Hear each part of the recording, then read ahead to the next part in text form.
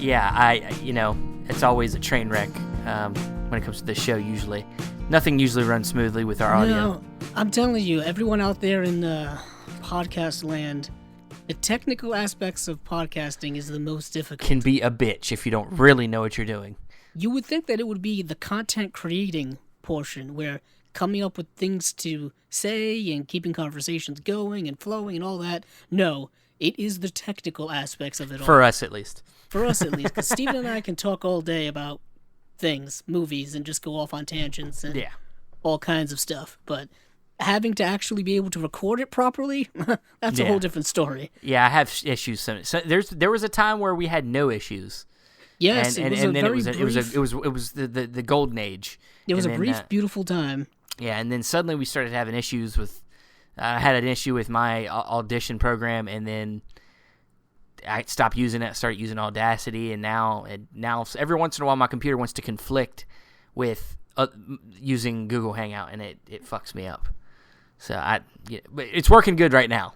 Yeah, we finally got it working, and we are back here once again on another episode of the Cinema Discovery Project. Yes, I'm Stephen Billings. I'm Andrew Cabral. And I think a little bit of housekeeping before we get into our topics. Yes. If you noticed, this past week we did not do an episode, and that's because I think for the foreseeable future now we are going to start doing bi-weekly. Just to give ourselves a little more time to do our research, our proper research. For future subjects, so we can be more prepared. It was getting a little daunting doing week by week. Yeah, we don't want to rush anything. Having to come up with something and then do the research and cram it all in to record by Sunday nights, which is when we record. Yeah. I mean, also this past week we took some time off. I had a death in the family, so it wasn't the best time to start recording or doing research and stuff like that. So Steven gave me the week off. I was gonna make him. He was like, I had to go to a wake, and I was like, I don't know, man. We got to do our podcast. That's a little more important, don't you think? I had to break the news to him. It's like, I gotta go to a wake, and I gotta go to a funeral, and he's like, oh, really? Come on, what are you doing? Andrew's so committed. He was like, dude, I'll still do it. I was I was going to do it, but I was going to do it. He was going to do it after, but I was like, nah, man, just take the do it after. Don't worry about it. It was my grandmother who passed away at the ripe old age of 89. So a really long life, longer than many people get to live. And she passed away, and then we had to wait like a while before we could do the funeral arrangements and all that kind of stuff. Yeah. Because apparently the one funeral parlor was booked up for several days. I guess, I don't know, things like that tend to happen, and they have to coordinate with the church and the cemetery and all this kind of logistical stuff. So anyway, we had to wait a while. So she passed away on Tuesday, and then we had to wait until Sunday to have the wake, and then Monday to have the funeral, and that was this past Monday actually. So it is very, very current that all this kind of took place, but it's it goes by so fast. Yeah. And so I didn't have much opportunity to do anything when it came to the podcast, even for my YouTube channel. That's been all screwed up this month in general. But we are back here, and moving on from that, coincidentally, we want to talk about another, sad passing, and that is of the legendary, iconic French filmmaker, one of the founders of the French New Wave, and that is Agnes Varda, who passed away at the age of 90 a couple of days ago. Yeah, it's, a rough loss, man. I mean, she was very much a pioneer, and had continued to do filmmaking right up until her, the end of her days. I mean, I know. Her most recent film, Faces Places, came out, 2017, I believe. Yeah. And she made it in her late 80s. She passed away at 90, like I said. And she was one of the last remaining people from that generation. I think the only major figure that's left is, interestingly, Jean-Luc Godard, who is one of the main figureheads of French New Wave. Some people don't like him or like his movies or, in general, but he's the last one standing, I guess, if that's the way you want to put it. Yeah. But Agnes Varda's films are so interesting and unique And she was more than just a filmmaker. She was like just an artist, and essentially, photography and things like that. She's just a brilliant intellectual human being who apparently was also very, very kind and just, full of life, very jovial. If you watch Faces Places, which is actually on Netflix right now, you'll see that she was very jovial, in her later years as well. She was the wife of the late great Jacques Demy, who was also one of the major figures of the French New Wave. He passed away in 1990, I believe, or 89, somewhere around there, at the age of 59, so relatively young. I believe he had AIDS or something like that. I believe it was.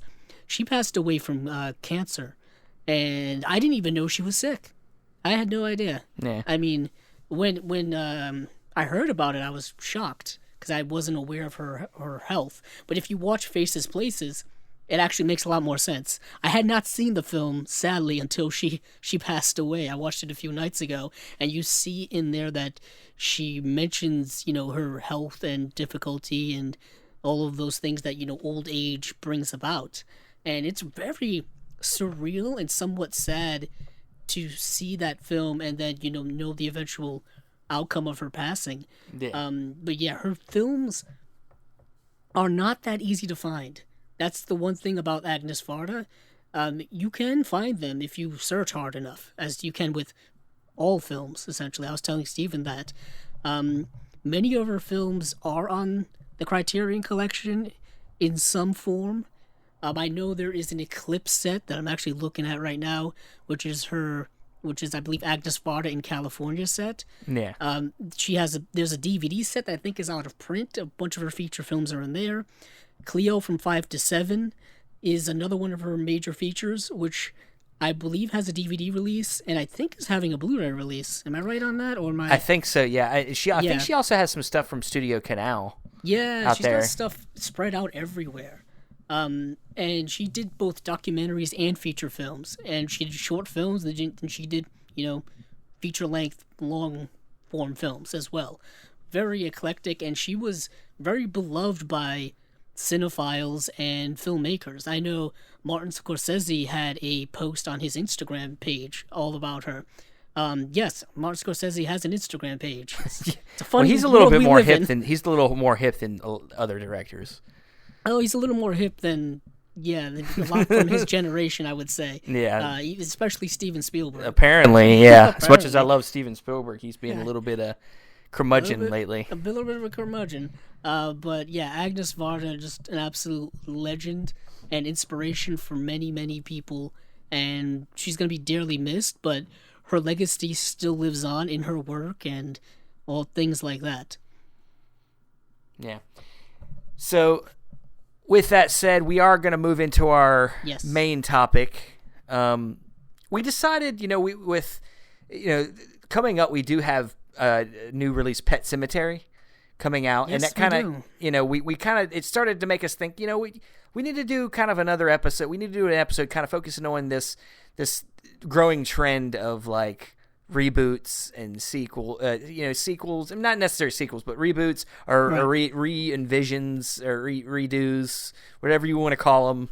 It's very interesting that you call it recent trends, because if you actually look at it, and just very, very briefly doing some, quick Google searches here and there, this has been happening for a very long time.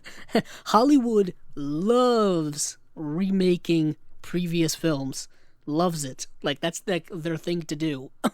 And the train has not stopped, as they say. And it's not only with Pet Sematary, which is more, I would say, a re-adaptation, which is something I do want to get into a little later, but also this week, the movie Dumbo came out. Disney, once again, going back to their, vault to get some more money out of us in Dumbo. Coincidentally, this is one of the longest amounts of time between an original work and its remake coming out. I think it's like 80 years or so. Yeah, Dumbo is an old, deep cut for Disney, which I'm really surprised they would go back to it, because maybe not a lot of people are familiar with it. That's another thing when it comes to remakes or reboots and whatever. it tends to be things that people are aware of. Like, it was popular when it came out, or it's in the zeitgeist now, or it has a fan base, a built-in fan base that you can cash in on, you know, stuff like that. Yeah, I mean, it's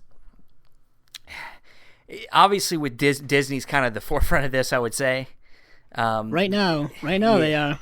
Yeah, and I mean, what's interesting is typically remakes are like, in the past they were remaking like other people's work. Now studios are remaking their own work. Yeah, it was specifically Disney. Once again, specifically Disney. I mean, that's really the only thing that they do is take things that have already been made, or you know, they use the same formula over and over again, which is why I would say for most, even though I love Pixar, their formulas are pretty much the same in every movie. They just change the players. And, you know, obviously, you know, live action versions of their old animated stuff, you know, they keep making these spin-offs and sequels to their own properties. I mean, it's nothing really truly original anymore, I would say, from them. I mean, yeah, and because I mean, obviously, comic books are also adaptations, right? So I mean, they're adaptations, and then sometimes there are re-adaptations or reboots, hard reboots, soft reboots. I do want to kind of go into the difference between those two, difference between remake and reboot, because there is a difference. But I do want to get into a little bit of the history, and it's not so much like a history lesson, like, hey, we're going back in time to this point. I just really want to emphasize that. As much as we are deriding what, you know, the recent trend, it has been happening forever in Hollywood. Yeah. I mean, it goes back all the way to the 1920s and the 19-teens. I mean, and it's typically has to do with remaking films that were based off of, like, book source material, like novels or classic works, of, like, the greats, like, you know, War and Peace or Anna Karenina, you know, big, like, you know, literary works. I mean, William Shakespeare, how many times has one of his works been, you know, redone over and over again? Romeo and Juliet, it seems they come up with that story in different forms, you know, every couple of years. And it's very interesting how sometimes you'll watch a movie and you'll be like, hey, this movie is a lot like this other movie, and it's not necessarily a remake, but it's more of like inspired by, and I say that in quotes, inspired by. And one movie I like to bring up is the movie by Leo McCarey, which is on the Criterion Collection, which is a film that I really like, and that is, I believe it's Make Way for Tomorrow. Mm-hmm. Yes, Make Way for Tomorrow is a film that came out in 1937 by Leo McCarey, and then Yasujiro Ozu came out with the movie Tokyo Story in the 1950s, I believe. And it is something that's very interesting to me because it's not a direct remake. It's inspired by. But what I mean by that is they basically take the certain plot elements from this other movie and put it into their movie, and it's not considered a remake. Yeah, I mean, I think that's one of my favorite versions of what we're talking about here, the reimagining. Yeah, that's a fancy term. Yeah, the reimagining of something. Like, I think probably one of the most reimagined stories of all time is Macbeth. Macbeth has been used in multiple different versions. Most popular version is Lion King. You know, the Lion King story is Macbeth. The Lion King is Hamlet. Oh, I'm sorry. You know what? You're right. I'm sorry. Hamlet. Yeah. I think you made that mistake a few times. But yeah, I have. I for some reason I continue to think it's Macbeth. And yet again, it's Hamlet. There's so many different Shakespearean interpretations, remakes, direct adaptations. I mean, but Macbeth has been redone multiple times. Yeah. Oh, they're doing it again. Yeah. They're doing it. The Coen brothers have just casted Denzel Washington and Frances McDormand, and they are going to be doing a Macbeth adaptation. Yep. And or a re-adaptation because it's been done so many times. Another one is Robin Hood. Robin Hood's been redone a bunch of times. They got to stop it. They got to stop doing it. It's done. And that's another kind of interesting facet to remakes or readaptations is you keep doing it over and over again to the point where it's obviously not successful. Stop doing it. Yeah. And I think Robin Hood is one of those.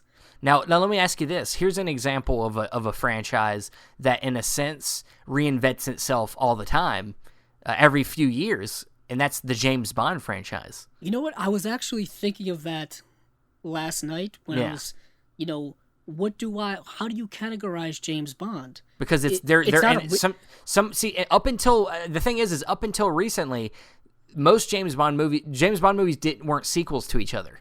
No. They were just kind of this anthology type of thing where James Bond would get into another adventure. Yeah, and it's not a remake. They're not taking the same story and redoing it. It's not a reboot to a certain extent because very oftentimes, it's the same character and sometimes it's even the same villain and the same actors and stuff like that. So it could be considered maybe a soft reboot every single time. I mean, you could say, wasn't Casino Royale a remake? Didn't they do a version of that? Yeah, I'll say it's more of a readaptation because they did do one in 1967, and I think David Niven played James Bond. Yeah, it wasn't part of the official James Bond run. It's not part of the canon, the ones that are produced by the Broccoli's and all that kind of stuff, but. Technically, yeah, it is a remake or readaptation. Yeah. And what is interesting is the way in which I consider viewing the James Bond franchise is, they're in blocks. You know what I mean? Depending on who the actor is.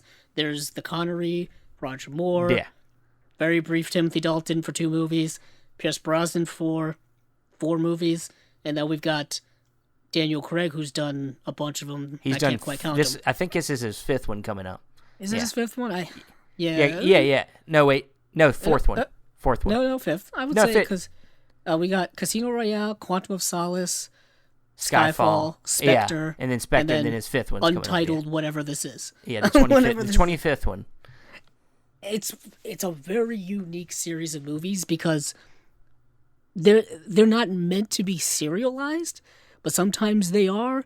Sometimes they're serialized in the continuous in an uncontinuous way. The thing with reboots though is like when it comes to soft and hard reboots is with reboots sometimes you keep some of the continuity and sometimes you don't. Well, yeah, famously with like Judi Dench's character follows through the Pierce Brosnan time into the Daniel Craig time. Yeah. But it does the continuity doesn't work because his age changes. The age changes, the character changes. Yeah, it's kind of weird. Yeah, it doesn't. It's like alternate universes or something. Yeah, it really is. And what I would consider a hard reboot would be the comic book franchises that we've been seeing. Yeah. Batman specifically. Spider-Man more recent than any of them. Well, yeah, to a certain extent, but Batman, I like to, Spider-Man's been hard rebooted twice. Yes. In the last 5 years. Batman, you can say has been hard rebooted twice as well. Sure. It took longer, but I mean. But what is interesting though is you could even say, and this is just going deep diving into it, and you had the 2 Tim Burton films, which obviously are connected to one another, but then you've got the 2 Schumacher films, which look like soft reboots. They are soft reboots because they do have Batman in them. You get a similar origin story, but it doesn't carry any of the continuity between 1 and 2. Yeah. And then you've got Christopher Nolan's thing, which is a hard reboot, which, they throw away all of the previous stuff. Yeah. It's a completely new interpretation of the character, of the world, all of those things. And then you've got the current DC crop of movies version of Batman, which, yet again, hard reboot, takes away all the stuff that was done in Nolan and all the previous stuff, throws it all in the trash. Yeah. And they go their own way. And Spider-Man is the same way. You've got Sam Raimi's 3 movies. Yep. And then they throw away all that. You got the 2 Mark Webb movies. They threw away all that. And then you've got now the Tom Holland stuff. And who knows if they're going to... Who knows how long that's going to last? Yeah, because I'm not sure, the way the contract is set up between Sony and Marvel, how many, let's say they get Tom Holland, like Sony wants to make their own Tom Holland Spider-Man movies. Do they keep the continuity from the MCU, or do they soft reboot it, take some things, like take Tom Holland, take, Marissa Tomei as Aunt May, and they do their own stuff, soft reboot. You know what I mean? Whereas remakes are a lot more like hard rebooting, but they're hard rebooting by taking all of the elements of another movie and reinterpreting it in their own kind of special way. Yeah. We've seen that. That's the more commonplace thing are remakes. You know what I mean? Some of the great, remakes of all time have some of the great films, I would say, or at least some of my favorite films, have been remakes. And a lot of people like to deride remakes, saying, "Oh, they're never as good as the original," or, whatever. But a lot of people don't realize that they are remakes. For example, The Fly, David Cronenberg's The Fly. Yeah. That's a remake. It's one of the best ones. One of the best ones. Ocean's 11, Steven Soderbergh remake. I pretty damn good. Pretty good one. I'm not a huge fan of that. I like it. They're For fine. A heist film, they're fine. It's pretty great. The first one's good. Yeah, the sequels. That's a question for a different time. But the thing, my thing is with heist movies, except for the exception of Heat, because Heat has a lot more going on in it. That particular type of heist movie that Ocean's 11 is not as rewatchable for me. I don't find it as entertaining as I did when I first saw it. I can understand that. Yeah, entirely. But The Thing, John Carpenter. Yeah. And then it was remade again. It was. You know what? That's weird because The Thing, the one they did from 2011, was actually like a prequel to The Thing. It was showing the other base where that dog came from at the beginning. I've never seen it. I thought it was just a remake. You don't have to watch it. I just told you what the premise is. Good. And then but what's kind of cool when you're watching it, because you want to see how does that line up with maybe certain things from the original The Thing movie, or you know what I mean? Yeah. But anywho, but you also have Cape Fear by Martin Scorsese. That's a remake. Great film. As you said, we were talking off cam. Infernal Affairs, Departed. Yeah, Departed. I mean, Martin Scorsese, I guess, has done that more than once. Yeah. Scarface, one of the most popular, probably pop culture referenced movies of all time, is actually a remake of a film from the 30s called Scarface. 310 to Yuma, which is a good one. Yeah. Which is a real Invasion of the Body Snatchers. That's been done a couple times. That's been done a couple of times, and it's also been reinterpreted in different forms. Yeah, they did Invasion. It was called Invasion. They did do Invasion. I mean, what's the movie I talk about all the time? The Faculty. Robert Rodriguez, The Faculty, so underrated. That's Invasion of the Body Snatchers. I mean, they've remade Little Shop of Horrors. If you want, and something that goes into kind of a different realm of remakes is remaking foreign films into English language films, which is one I already kind of hinted on, which was Infernal Affairs. Yeah, you did do that already. And they did they did the horror. You're talking the horror movies. Horror movies, they've done that a lot. There've been a lot of horror remakes, Let the Right One In. Yeah, You Let the Right One In was turned into Let Me In. Even stuff. When it comes to horror, even stuff like Dracula has been redone many times. Bunch of times. Yeah. It's been It's been spun off. It was ripped off way back in with Nosferatu. What is interesting is when I was looking up you can look up an entire list of remakes, in alphabetical order, A through Z, and they didn't. And when I got to Dracula, they didn't have Nosferatu in there as a remake. Because I guess technically it wasn't. I mean, they were obviously doing it because they couldn't do Dracula. Yeah, they were doing it when they shouldn't have been doing it. Yeah, I mean. They had to pay the price for that. But yeah, the original Dracula film, Todd Browning came out in 1931. That's the Universal monster. That's the one everybody is aware of. That is a loose adaptation of the Bram Stoker story. Yeah. But then there was one in 1958 by director Terence Fisher. There was one in 70, 73, 77, 79, 92. And then there was also, wasn't there the Hammer movies? Didn't they do some Dracula? And what's interesting is they don't even include the Hammer movies because the Hammer movies just took the character of Dracula and went and did their own stories. Yeah, they're not adaptations. They're not adaptations of real stories. They're not adaptations of the Bram Stoker thing. They're just making up their own crazy, wacky stuff. Yeah, and that's Hammer horror in a nutshell. They just took Frankenstein and Dracula and they did whatever the hell they wanted. Christopher Lee, right?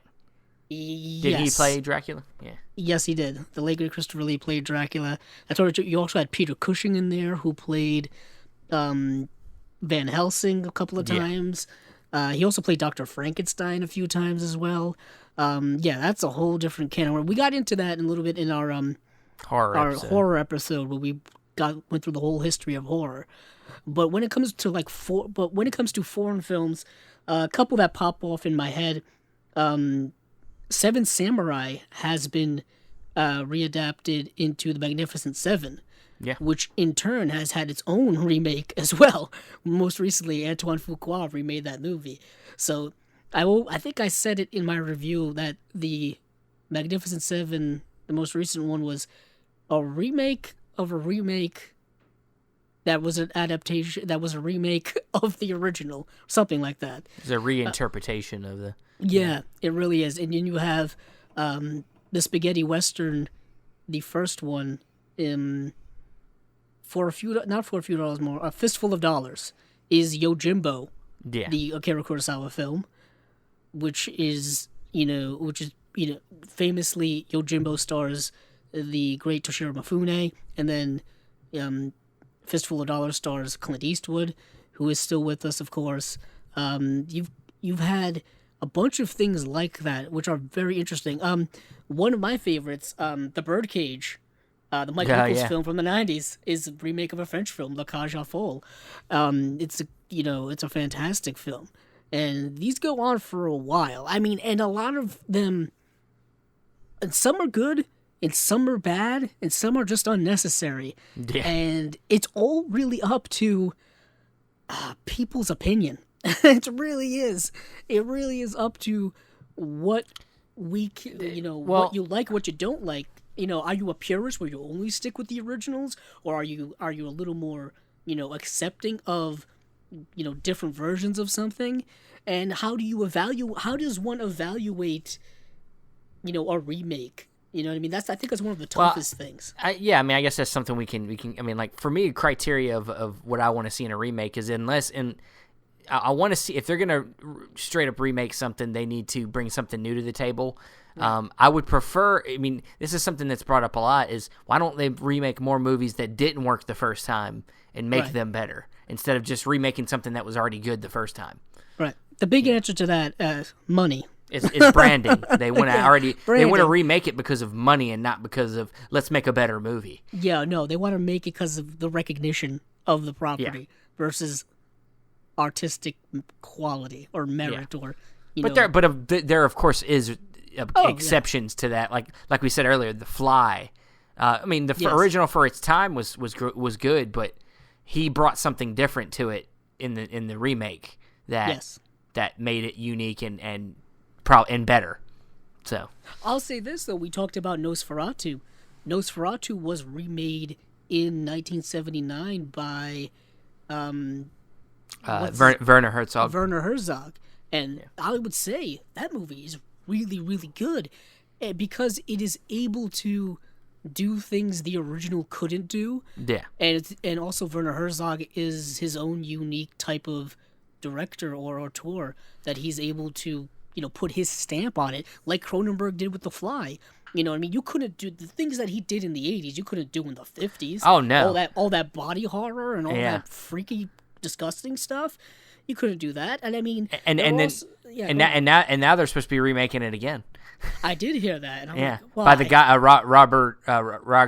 Roger Eggers that did The Witch. Okay, never mind. I think it's supposed to be doing it. Robert Eggers, the guy who did The Witch, right? Yeah. Okay, never mind that. I take back what I just said. There might have been somebody else. There might have been somebody else that's talked about doing it, but I remember them talking about him doing it. Okay, so. Okay, that changes things a little bit. Then there are some remakes that are straight up why, and I think a lot of those are the shot-for-shot remakes. Oh, we already know where you're going with this. And I'm like, yeah, Psycho, 1960 Alfred Hitchcock classic, all-time classic movie. And Gus Van Sant decided to do a shot-for-shot remake of it in 1997, and I don't know why. I don't understand the purpose of that. It's not like it was a movie that. It's not like it was a movie that didn't hold up. You know what I mean? It's like he's trying an exercise you try in school and not as a feature film. Yeah, it's like, I understand that you want to, pay homage to one of the greats, or walk in the footsteps of one of the greats, or whatever, pay tribute. All that stuff's good, but I mean, you can do that in an own original film and not necessarily, just remaking it, beat for beat. Yeah. And not even so beat for beat. There's some things he did in the film that the original only hinted at that made it better. You know what I mean? The whole idea of Norman Bates's, his psychosis, his whatever, when he becomes the mother, is triggered because of some type of sexual desire. In the 1997 movie, they make that more explicitly obvious, and you didn't need to do that. We could put the pieces together, and there are things like that bother me. But then there are other movies that are pretty much shot-for-shot remakes that do work, and it kind of negates what I just said. But Funny Games, Michael Haneke's Funny Games, which I think originally had. His original film was 97, I think, or 98, somewhere around there. And he remade it in 2005 with Naomi Watts, and Michael Pitt is in that film. And it's a great remake. The great Alfred Hitchcock did the same thing, where he remade his own film, The Man Who Knew Too Much. The original came out in, I believe, 1934, starring Peter Lorre.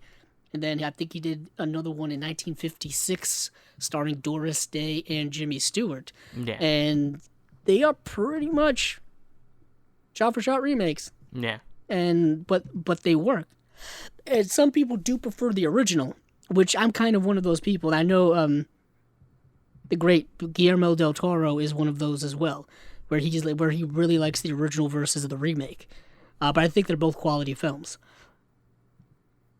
Yeah, he also kind of remade 39 Steps. Yes, he did. With North by Northwest. North by Northwest is basically, his remake of 39 Steps. It's not as Paint by Numbers remake, but it's definitely still the same. It's more expansive because I think you're talking the 39 Steps is the difference between just star power versus not star power. One's in color, one's in one's in like glorious like Panavision widescreen Technicolor, all that good stuff, and the other one is not. Coincidentally, the 39 Steps was also remade straight up. In 1959, director Ralph Thomas remade the 39 Steps, simply titled it the 39 Steps. Alfred Hitchcock's other film, the one with the train. Oh, Strangers on a Train? No. Well, that one's been done a few times too, but it's been kind of. You're talking about one of his early ones. Yeah. Why am I blanking? I'm blanking myself. Why am I blanking? Oh, I'm gonna get it in like 3 seconds. So. Ah, man, I need to get it before you get it in 3 seconds. Lady Vanishes. Lady Vanishes. I got it. I was going to say The Train Vanishes. Yes. But that's not the movie. Lady Vanishes has been remade a few times. Yes. His early film, The Lodger, I think, has also been remade. I mean, you're understanding the trend I'm going for here, where. We're not going to say this. I just beat the computer. You beat the computer. You did. I did. Yes. And there's been. You have beat the computer. There, and like you said, there are films that probably should be remade that haven't been remade yet. And there are some, and then there's some others that they were remade but under different titles, which I always find fascinating. Like, because I guess these aren't quite remakes; they are, like, just cash grabs. Not cash. like the Hitman remake. Yeah, they kind of redid it and they called it Agent 47. Yep. With a different actor and a different, Yes, they have. And they've done this a few times. I'm trying to look up one now, but a lot of these are the same. There was one that I saw. Actually, I'll pick this one out. This is a good one. Where are you? I saw you. I'm actually looking at the whole list right now. I'm going to beat the computer again. It is... I don't know. Oh, there it is. Destry Rides Again, which I believe was a Western from the 30s, was remade in 1939. Like, they didn't even wait. They didn't even wait. And then it was remade again in 1954, just called Destry. Very interesting. A lot of these are straight up, but there are a few...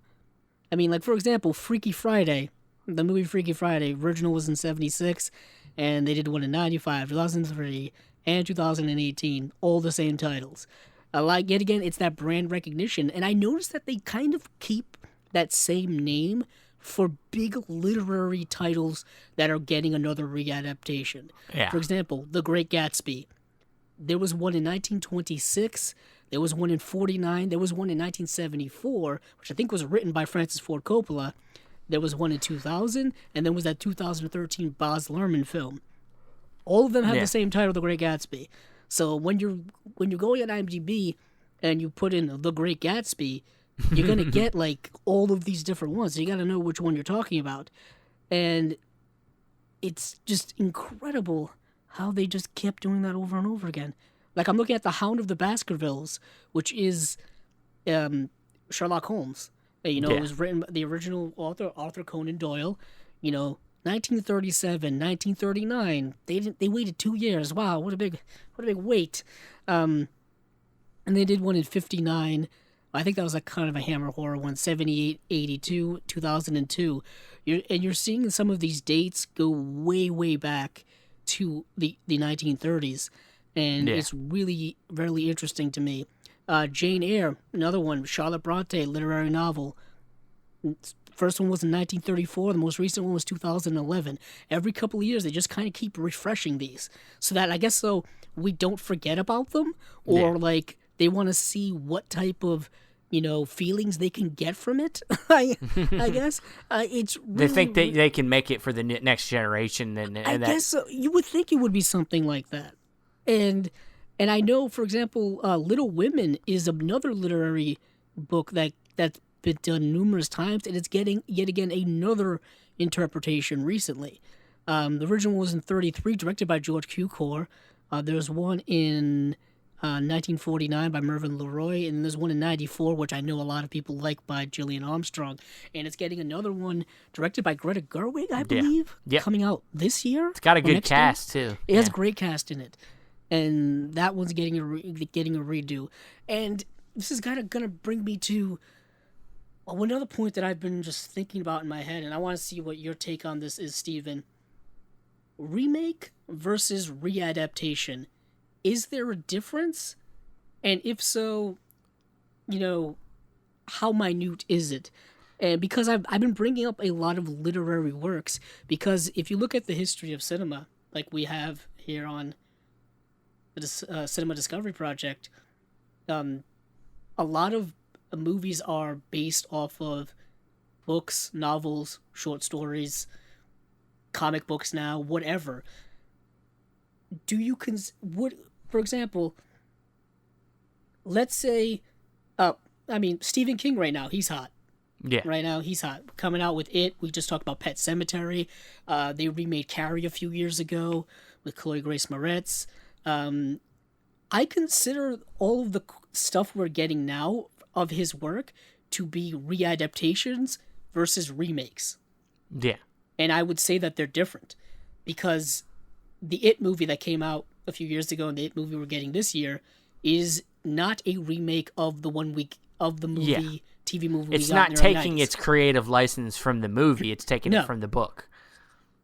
And I know some people have said and will say that, oh, did you see the new It remake? Or, you know what I mean? Or, oh, that It remake is fantastic. Or, Pet Sematary is coming out. I can't wait to see that remake because I like the first one. What are they going to do differently and whatnot. And to me, I'm like, it's not quite a remake, but yet again, maybe I'm just being weird like that. Well, because I'm getting too like technical with the terminology. Yeah. Well, and then you can take something like these recent live action versions of these animated movies, and they're kind of remakes of the animated movies. Those are remakes. Yeah. You know what I mean? And even Beauty and the Beast, which is originally an adaptation of, that French novel. The movie we got, the live action we got, isn't a readaptation of that novel. It's a remake of the adaptation of the novel that we had got back in the early 90s. Yeah. So there's all the kind of these different terminologies, which I know some of these terms are interchangeable, but I think it's important to distinguish what they are. Yeah, because we have this big discussion right now about what is live action and what is not with this Lion King movie. Yeah, to a certain extent, and some people don't like to. Some people don't like to talk semantics. I like to get things cleared up when I talk about them. Because I think it's important, especially when you're talking about evaluating these things on a cinephile level or a movie critic or things like that. You have to understand that when you're reviewing Pet Sematary, that don't compare it to the movie that came out 30 years ago or whatever, because it's not trying to remake that, it's trying to readapt the novel. You know what I mean? If anything, compare it to the novel instead, and even then I don't think you should, because it's two different mediums. Things don't translate directly from one medium to another. We talked about that when we did our TV show episode a few weeks ago, when we talked about how movies being adapted into TV shows are completely different mediums, and you could do things in one you can't do in the other, so it's not fair to compare the two. That's my whole thing on it. And it's interesting that those things are starting to come up now. Do you want to talk about maybe some of your favorite remakes or readaptations? We've kind of hinted at some of them. I think The Departed is a pretty, for a movie that's already good, and then to remake it and make a Best Picture winner.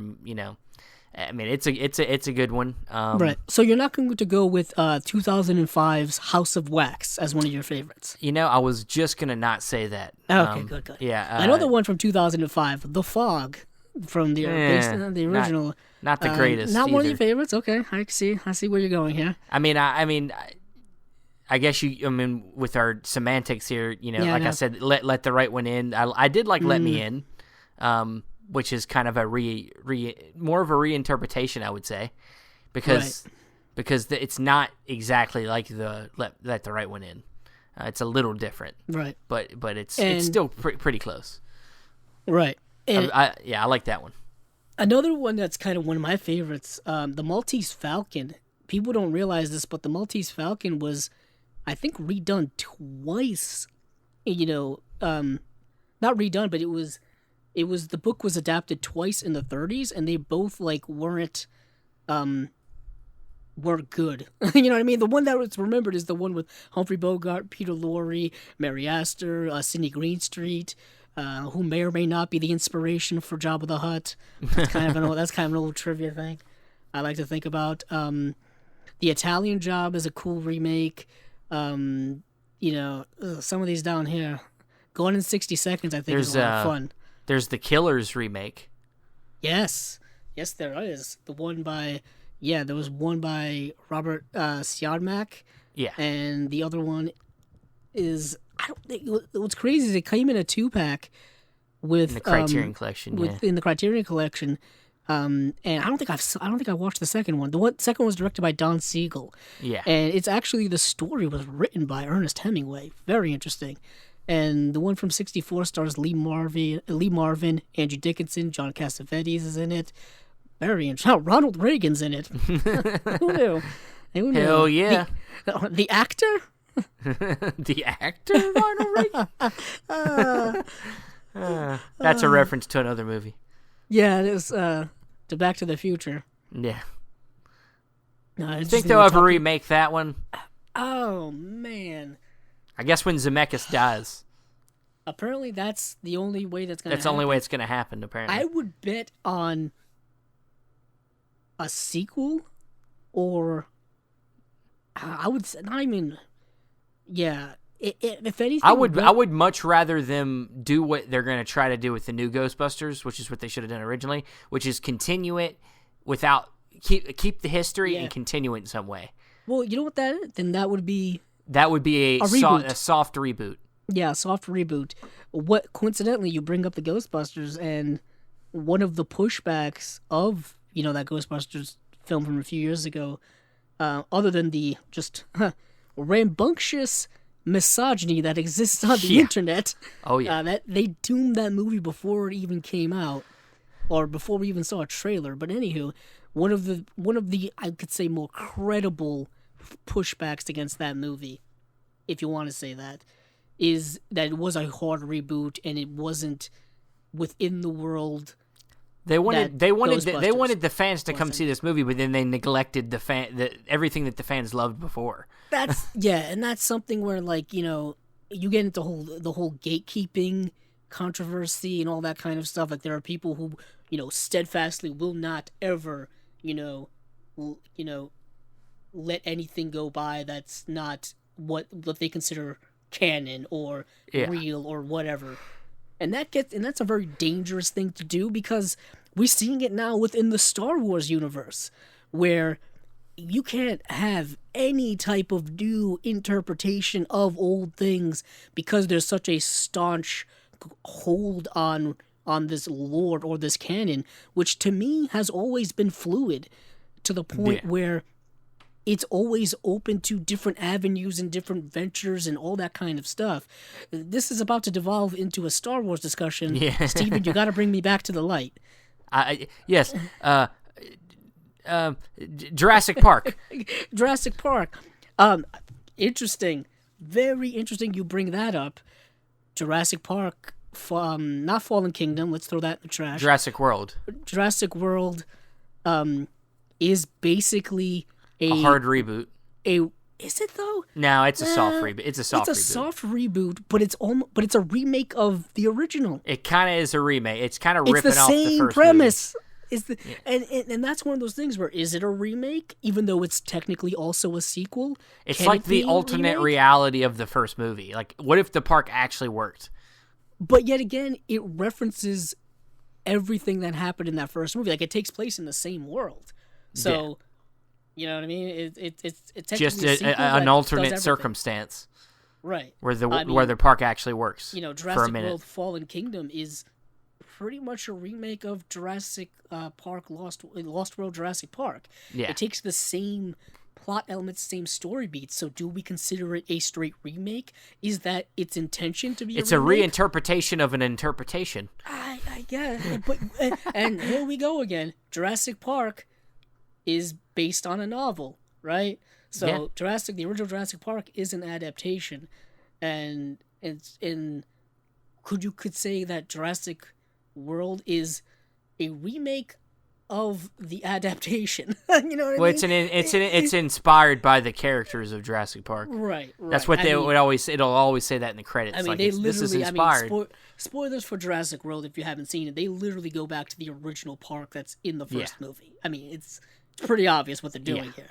I mean, it doesn't take a genius to figure that one out. And it's very interesting when you go down this world and you realize how much of what we consume is stuff we've already seen before, and we're just kind of unaware of it. Open your eyes, people. Open your eyes. You're being lied to. You keep getting fed the same shit. Like we just said, like there are movies that are not really remakes, but they technically take it's what I said about Pixar. I think Pixar, as much as I like their movies, a lot of their stories are kind of like reimagining of the same formula over and over again. I mean, and characters kind of filling the same roles in different movies. I could get deep in it. Maybe we'll go deep into that one day, and I can give you examples. Yeah. I mean, there's a couple of Disney things we can dive into. I mean, I always wanted to dive into... They're going to take over the movie world anyways. That's going to be the only thing. It's going to be the only film company eventually. We might as well dissect them. I mean, might as well open them up and see what's underneath the hood. Yeah. I mean, I've always wanted to do this episode where we talk about old Disney versus new Disney and the radical difference that it is. Like aesthetically, not as many and penises tonally. in the background. No, that's one of the differences. But I meant more like going old school. Like I'm talking like 70s and 80s Disney versus 90s like prime time golden age Disney. And like how did we get from there to there? Like how did we go from making like The Rescuers to making Beauty and the Beast? You know what I mean? Like what changed? How did we get there? I guess you could say technically it was Little Mermaid that was the comeback one. Yeah, that is the one that starts it all. Coincidentally, Little Mermaid is an adaptation of a Hans Christian Andersen fairy tale. Yeah, like we talked about, Lion King is Hamlet. Beauty and the Beast, based off of and that's the and that novel. Is the thing about a lot of them 90s properties, especially, is a lot of them can be reinterpreted by anybody because they can't be owned by just Disney. Yeah, they're like they're what's the word I'm looking for? They don't have their copyright doesn't exist. They're in public domain. Public domain stories, so any company can go and do adaptation of Little Mermaid. They just can't make it like the animated versions. Yeah, technically, that's why, remember at one point there was 2 Beauty and the Beast live action there was versions 2 going on? Little Mermaid movies. There was like the Disney one and then the one with Chloe Grace Moretz that was supposed to have. Remember Del Toro was going to make a Beauty and the Beast live action movie? And then there was the Pinocchio stuff too. Oh yeah, Pinocchio. Yeah, Downey was going to do a Pinocchio movie. He was. Yeah. And you can do that with all of those things because they're public domain. Really old stories. Yeah, I think after 70 years or so, something becomes public domain. Yeah. Straight out, so you can read it on the internet for free. That means in 2047, I can redo Star Wars for free. I wouldn't even attempt it just because Disney's going to be knocking on your door the next day. Like even if they don't have a case against you, they're still coming at you. Dude, it's public domain now. I can do A New Hope over it. No, you can't. We own you. We just bought your likeness. I didn't even know that was I don't know if I'll make it that far. 40 more years? Yeah, I could do 40 more years. Yeah, who really knows? Man, and what this is gonna be. I don't know if we should end on this, but my favorite, my favorite movie of all time is Lord of the Rings. Like I've said many times. Yeah. That's technically a readaptation because it was already adapted once. It was an animated movie. It was an animated movie. It's not a great animated movie. It's a ugly animated movie. I would say you can almost. I mean, yeah, but I mean it's.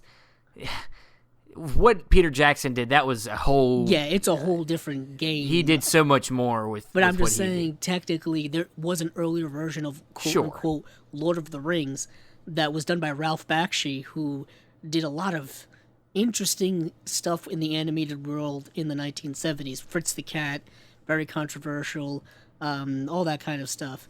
But yeah, his version of Lord of the Rings actually wasn't the whole story. He stopped after, like, the 2 towers, so... Yeah, I don't know why they call it Lord of the Rings. Anywho, so it's kind of my favorite readaptation. Fantasy novels are getting their adaptations now, and they're probably going to get readapted eventually. For example, Harry Potter. At what point is the Harry Potter films going to be remade, or quote unquote readapted? The novels be readapted. It's probably going to happen within the next 20 years. I would see that. Probably, maybe. We'll see. Unless they want to keep expanding the world like they're doing right now. And that's what I'm saying. I think they had 2 paths. It was either keep expanding the world or eventually reboot the whole thing.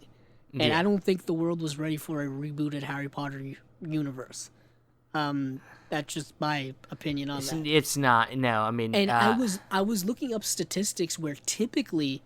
And this is, based off of, number crunching and all that nonsense, that apparently, typically every 23 years or so is the time frame where something is remade. Some are a little longer, some are a little less. I would say reboots happen a lot more frequently than that. I mean, if you just look at it, I mean, horror, the reboots come every now and then there's failed reboots. A lot of them fail. Like they did a Friday the 13th one back in the early 2000s, and 2009. That was it, and that was it. Like that was supposed to reboot the franchise and send it off into multiple sequels. That went to crap. They did Nightmare on Elm Street. That went. Well, They also, if you want to count the Freddy versus Jason thing, it was more of a sequel. It's a spin-off. Yeah. You could say. Right. But it's a crossover. I consider a crossover. But like Alien versus Predator is a crossover. You know what I mean? It's not. It was not. I guess that's considered a sequel to the Freddy and Jason franchise. Yeah, reboots and sequels can be close together depending on how hard the reboot is. You know what I mean? Yeah. And this is the big one. I remember I brought this up about a week ago, and I'm still rattling this film around in my brain. And this film's been out for a couple of years now. Mad Max Fury Road. Yeah. Sequel, reboot, soft reboot, hard reboot. What is it? Other than being amazing. It's a soft reboot. Okay. I would say. I mean, it kind of reintroduces you to the world of Mad Max, but also is kind of showing. I mean, they hadn't made a Mad Max movie since the 80s. Yeah. Well, yeah. Beyond Thunderdome. Yeah, Beyond the Thunderdome. Raggedy Man. And a new actors playing the character, and it kind of the way it's explained is that Mad Max is somebody that it's kind of like a legend of sorts. Mm. So he doesn't necessarily need to be played by the same actor. No, he's kind of like James Bond, where James Bond is played by different actors. It's about the other people's them. It's like their vision of who Mad Max is more than it is our point of view. Because if you've seen the new Mad Max movie, very much more of a Furiosa movie than it is necessarily a Mad Max movie. But I mean. Now we got Tom Hardy playing him. So. Yeah, he's still, it is the Mad Max character, that kind of nomadic. It's Mad Max's world more than it is about the character. Right. And, he's kind of similar to the same character. Kind of, he's got, he's, traveling this post-apocalyptic world, which, is still post-apocalyptic. There's still weird-looking cultures and people and radiated areas, and it's still very similar to the same world of those original 3 films, and that carries over. So some of that continuity is still there, but I think a lot of the continuity, maybe when it comes to Max's backstory, may be discontinued, or perhaps not. To be honest, his original backstory, you could still keep that in this continuity, and it still works fine. It's flexible. There's nothing that negates it so far. You know what I mean? It's flexible. The movie was made in a way where anything could be possible. It was very ambiguous. Yeah, I mean, it very much so. That we don't get his backstory, so therefore his backstory could still be the same backstory that we got in Mad Max and then The Road Warrior. Beyond Thunderdome may or may not have happened. Who really knows? Not really a big loss. It's not that great of a movie. It's a lot of fun to watch, though. But man, Mad Max just walking in the desert with a bunch of kids a couple of times. It's not great. Yeah. But anywho, so that's something that I kind of wanted to talk to Steven about on air, just to see where he lied on that. Well, I mean, because it was different. It's difficult to categorize some of these. It can be, and I think a lot of times it's up to your. It's an opinion thing, somewhat. I think it's a little bit more. I think it's easy to nail it down if you really think about it. But some people are a little bit more. They want to argue about it, and that's fine. But people argue about this. They like to argue. Whether something should be rebooted versus not rebooted, and how we feel. What's better? We want more original films. I'd rather. Of course, I want more original content. But for example, Denis Villeneuve is shooting his Dune movie right now. We've already gotten a Dune movie that was done by David Lynch. We got a Dune miniseries. I don't care if it's I want to see his version of Dune, even though sure, I know it's it's a remake. The thing is it's like I say one thing, but I really don't mind having the other thing two. is it's Denis Villeneuve, and he's an exciting filmmaker. So you're like, okay, yeah, sure, yeah, sure. Let's see how this goes. If it was just like Lynn Wiseman, if Lynn Wiseman wanted to make Dune, we would be like, I'll watch it eventually, but I'll pass. And if Brian Anderson wanted to do Dune, but it's like we said earlier, like the Coen brothers are doing Macbeth. I'm like, yeah, man, I've seen a bunch of Macbeth, but the Coens are doing it? I haven't seen the Coen brothers Macbeth. I haven't seen the Coen brothers do it. I gotta see that. I can see what. Yeah, it's like when Tarantino said he wanted to do a Star Trek thing. And you're like, yeah, I want to see Tarantino's Star Trek movie. It's the other part of me is like, man, those Star Trek movies are not, they're kind of, they're not doing well. The fan base isn't there. It's kind of fading in terms of the the big screen versions of it. Yeah. And then you hear Tarantino's doing it. I'll be like, wait a minute, Tarantino's doing it? Yeah, I guess I'll go see it. I guess I'm interested now. I guess I'm interested now. But it all depends on the material, who's doing it, what their take is on it. You know what I mean? And we're looking for something a little different. And we know that certain filmmakers have a certain style, and we hope that they can bring that to it. That plays a lot into it. So. For sure. But we decided we'd just do an episode, kind of giving our takes on remakes and reimaginings, and talk about the semantics of that, and just tell us if you have any opinions on the matter. Just leave us a comment. Tell us if we're wrong. I don't think we are, but I was a little self-confident of you, yes, Stephen. I'm very self-confident in our interpretations, our adaptations of this idea. Subject. Yeah, but that will be it for this episode of the Cinema Discovery Project. Right. Where can we find you, Andrew? You can find me on Twitter at Capzilla06, as well as my YouTube channel, Capzilla Productions. And you can find me on Facebook, Stephen Billings. Also, Instagram, you can find all the goodies that I buy on there for Cinema Discovery Project. You can find the audio for this on YouTube, not SoundCloud, Podbean, and Apple Podcast. That will be iTunes. it. And iTunes, or Apple Podcast, iTunes. Is that the same thing? Yeah, basically the same thing. Apple Podcast is the fancy term of it. Yeah, Steven's the tech guy. He's the one who puts all this stuff up there.